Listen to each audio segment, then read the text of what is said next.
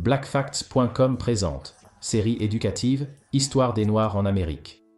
Septembre 1962. Intégration d'Ole Miss. Narré par Timbuktu. À la fin des années 1950, les Afro-Américains avaient commencé à être admis en petit nombre dans des collèges et universités blancs dans le Sud sans trop d'incidents. En 1962 cependant, une crise a éclaté lorsque l'Université du Mississippi, financée par l'État et connue sous le nom d'Ole Miss, a admis un homme noir, James Meredith. Après 9 ans dans l'Air Force, James Meredith avait étudié au Jackson State College, entièrement noir, et avait postulé à plusieurs reprises à Ole Miss sans succès.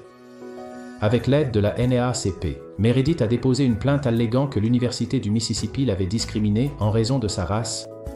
En septembre 1962, la Cour suprême des États-Unis a statué en faveur de James Meredith, mais des responsables de l'État, y compris le gouverneur Ross Barnett, ont juré de bloquer son admission.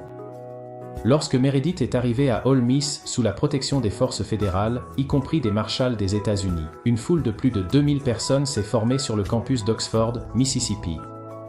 2 personnes ont été tuées et près de 200 blessés dans le chaos qui a suivi, qui n'a pris fin que lorsque l'administration du président Kennedy a envoyé environ 31 000 troupes pour rétablir l'ordre. Meredith a obtenu son diplôme d'Ole Miss en 1963, mais la lutte pour intégrer l'enseignement supérieur a continué. Plus tard cette année-là, le gouverneur George Wallace a bloqué l'inscription d'un étudiant noir à l'université de l'Alabama, promettant de se tenir à la porte de l'école.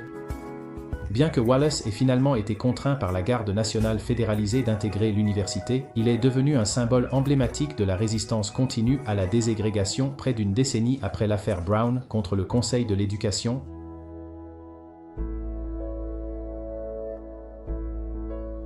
Pour en savoir plus sur l'histoire des Noirs, visitez www.blackfacts.com.